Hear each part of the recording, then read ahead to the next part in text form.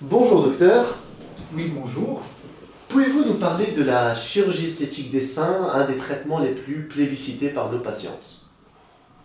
Oui, effectivement, nous effectuons toute la chirurgie esthétique des seins. Pour commencer, on pratique bien sûr les augmentations mammaires. L'augmentation mammaire qui peut se faire actuellement de deux façons, soit par des implants mammaires. Et les implants mammaires sont de différentes formes, des implants mammaires ronds, des implants mammaires anatomiques, bien sûr, suivant le souhait de la patiente et selon aussi les indications.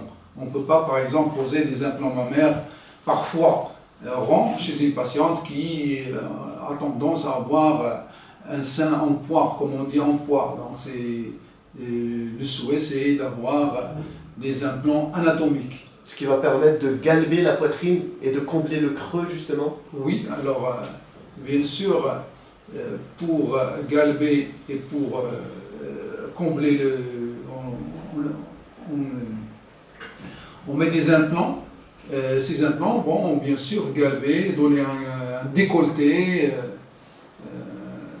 que la patiente souhaite, selon bien sûr, comme vous le savez, le bonnet A, bonnet B, bonnet D. On transforme un bonnet d'un autre selon le visage, la forme et la poitrine, le thorax de la patiente. En termes de volume justement, tout est possible ou bien vous imposez des limites par rapport à la morphologie de la patiente? Personnellement, j'impose des limites. Souvent, des patientes arrivent avec des photos.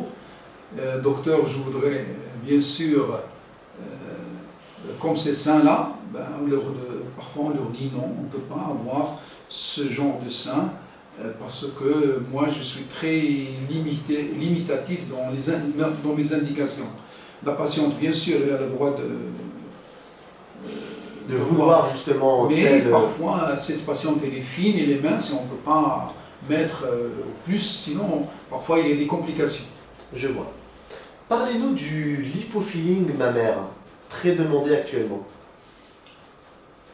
Alors pourquoi il est demandé, le lipofilling mammaire? Parce que c'est une indication qui est très... il n'y a pas beaucoup de...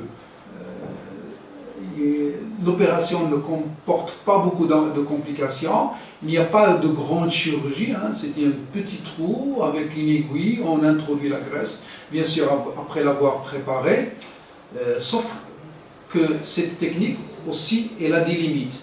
Quand il s'agit d'un sein qui est graisseux, on peut se permettre de mettre encore de la graisse pour combler, par exemple, surtout les cadrans supérieurs, internes et externes. Mais quand il s'agit d'un sein glandulaire, parfois il est difficile de mettre beaucoup de volume qui est la graisse dans ces seins.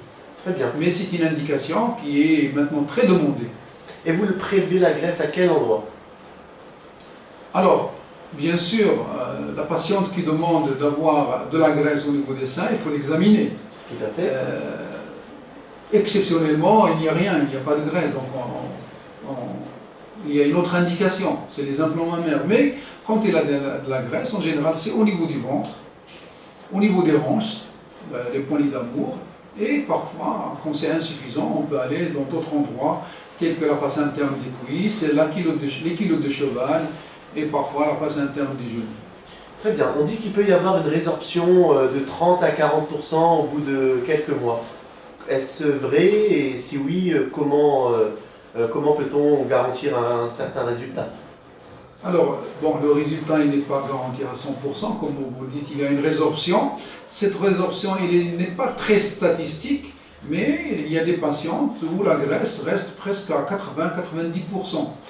Bon, maintenant il y a des patientes où cette graisse qui a été prélevée, elle est purement alimentaire, c'est-à-dire qu'elle a grossi et elle veut profiter de cette graisse pour l'injecter ailleurs. Et il y a de la graisse, qu'est-ce qu'on appelle la graisse profonde, hormonale, que malgré la patiente a subi un régime ou du sport, cette graisse elle reste. Et c'est, je pense, à mon avis, la graisse la plus la plus utilisée et qui persiste au-delà de 4 ans à 5 ans. Bien sûr, on demande à la patiente de ne pas maigrir, sinon tout partira.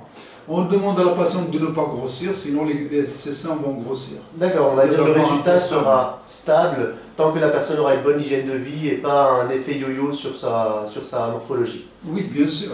Et on demandera bien sûr, parfois, s'il y a encore de la graisse, et ça, c'est un compromis entre le praticien et la patiente, de laisser une partie, parfois elle aura besoin d'une retouche qu'on peut faire quelques mois plus tard. Très bien. Et le lifting mammaire pour finir?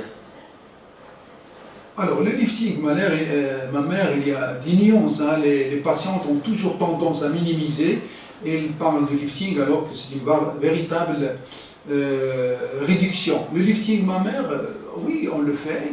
On profite d'ailleurs de cette ptose, de cette descente de graisse pour regalber et remonter le sein. Et la chirurgie, elle est minime.